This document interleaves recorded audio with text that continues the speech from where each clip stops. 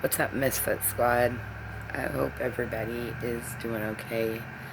Um, it's May is almost over, and I know it's been Mental Health Awareness Month, and ironically, I have struggled this month with my mental health more than usual.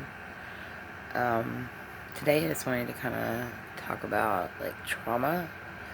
Um, Sometimes we have mental health problems because of chemical imbalances in our bodies.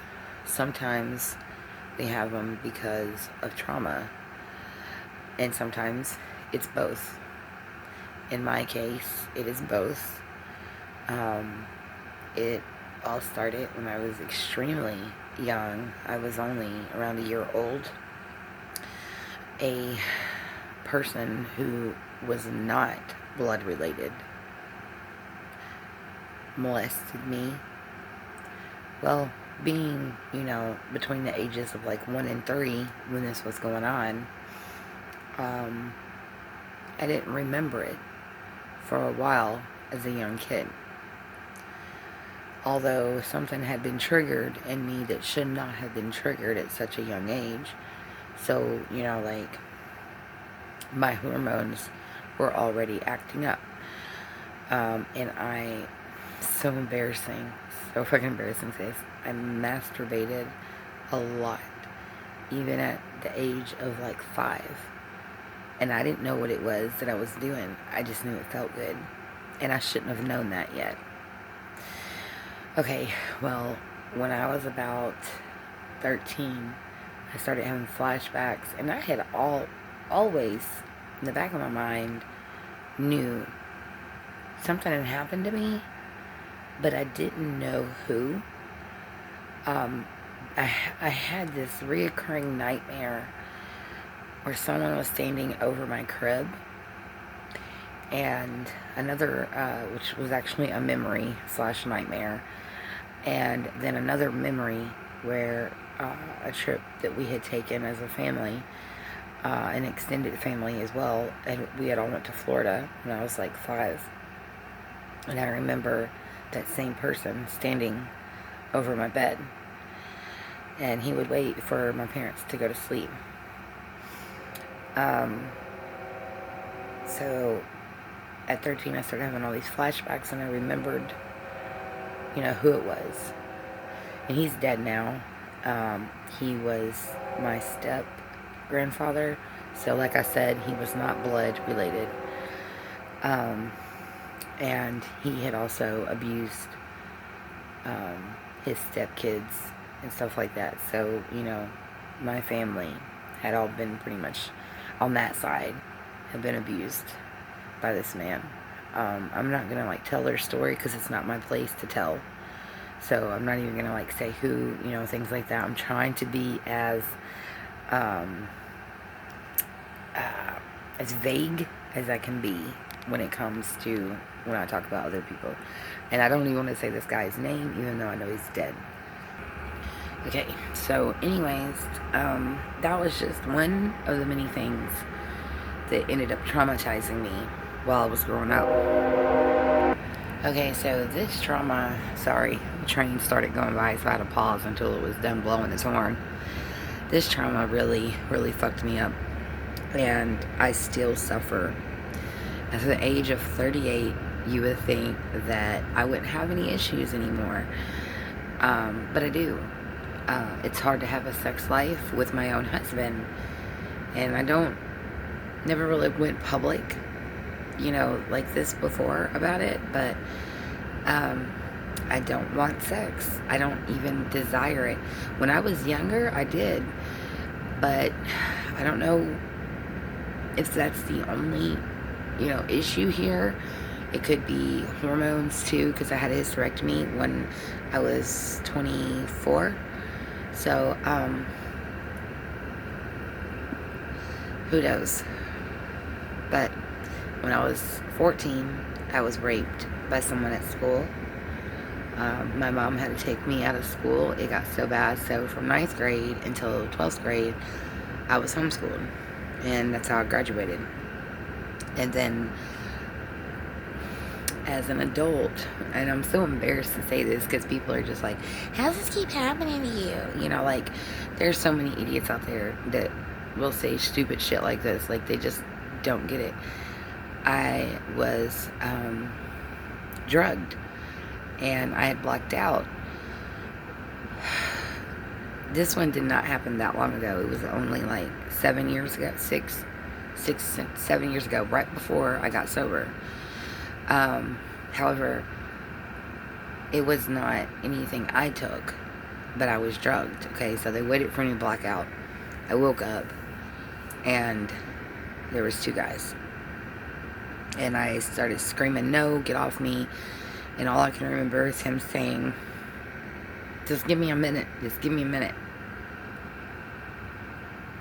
I want to vomit every time I think of that. Well, unfortunately, I passed back out.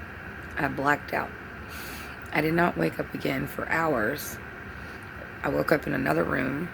My bra was missing. My shirt was backwards. And my shoes were gone. And I had bruises all over my knees and my hips and my thighs. And these same guys had to take me home that morning. And one of them was married. And I remember on the way home, the married guy said, this never happened. And I was sick. You know, whatever it was they'd given me had made me so sick. I was throwing up.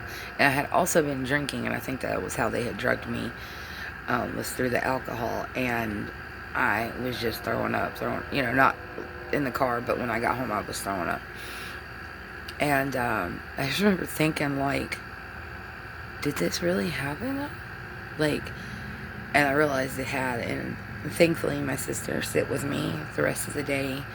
It was just me and her, and I just cried. I laid on the floor, made a little pallet on the floor, and she brought me some toast and some water. Like, she was so amazing. It was so embarrassing. And for a couple weeks, I thought, this was my fault. This is all my fault. I shouldn't have been with these people. I shouldn't have been drinking.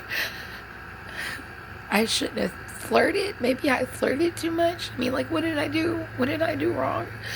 That's all I could think. And it just hit me one day. Amy, this isn't your fault. You know, I'm a flirtatious person, and guys take me the wrong way. And when they get told no, some guys can't handle that. And so they will take matters into their own hands. And so I think that's one reason why these things have happened to me so much, is because of my friendly and flirtatious personality. But it's still not my fault. That's the thing. I gotta stop thinking that way. It's not my fault. So I just want to say, as you can see, this is some really serious shit that has fucked me up.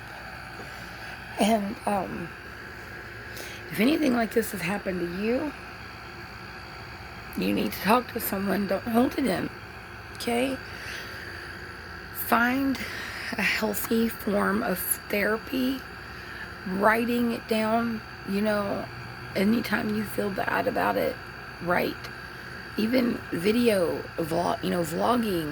or blogging, you know, sharing your story is healing. And it's always helped me. Being able to share my life with other people has helped me tremendously. And I just want to thank you guys for being there, because if it wasn't for having someone to share my life with, I would still be in an extremely dark place. I still struggle. Don't get me wrong. I do. I have really hard days. Past few days, this past week has been this whole month has been hard for me. So, I just have to do the best I can and, You know, I use meditation, I write, I read, I color. I love coloring. You know, if you like drawing, any kind of art, anything creative is very healing. It's very therapeutic. Exercise is very therapeutic. Plus, it raises the endorphins and stuff like that in your body that make you feel better. So if like you're struggling with depression, try to get up and exercise, because that will help as well. So, you know, the things that, this is just a few things. To be honest with you, I had one other time I almost got raped. Thank God it didn't happen, but like the other times. But the guy had put a knife to my neck, and this was back when I was on pills, and so he kept giving me Lortabs, thinking it was going to knock me out. Well, little did he know, those things actually pep me up. And so he kept giving them to me, and I was wide awake. But I laid down, I was trying to go to sleep. He was supposed to go to his own room and let me sleep on the couch, you know, for a couple hours, because I had been up all night long. And there's a whole backstory. I don't even want to get into it. It was just crazy. Back then, when I was on pills and stuff, I did some stupid shit. But anyways, so the guy had went to his room, but then he comes back out again, and he kept trying to ask me to lay down with him, and I was like, no, you know.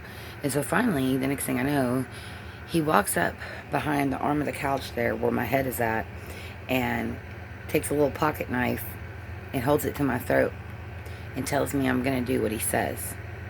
Well, my bag, my purse, was right beside the couch on the floor.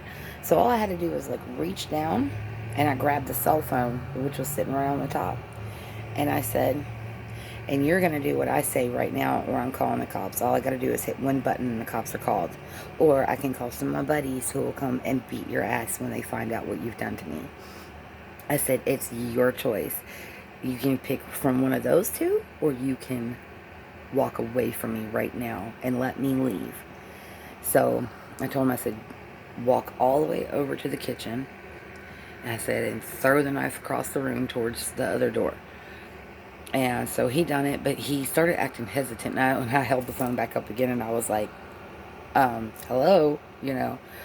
So he kicked the knife away, and I grabbed my stuff, my jacket, my purse, you know, and I backed up to the door. I just started backing up, and I was just watching him the whole time, and I was just like, so I was able to back out of there, and I even walked practically backwards down the stairs, because we were on the top floor, and I kind of just walked sideways, you know, and then I ran to my car, and I took out of there, and I was shaking so bad. So thankfully, you know, nothing happened to me that time. But anyways, it's the positive things you've got to look for. You know, think about the times when something bad didn't happen to you and be thankful for it. You know, find some kind of spiritual stuff in your life, you know, even if it's just, you know, being good to other people, being kind and loving, and help encourage other people too, because, you know, we never know what the next person is going through. So always be mindful of others, and if you are, they'll be more mindful of you as well. And if you guys need anything, you know, I'll have my Snapchat and TikTok and all that stuff down below. Go to my TikTok especially and check out all my videos on there.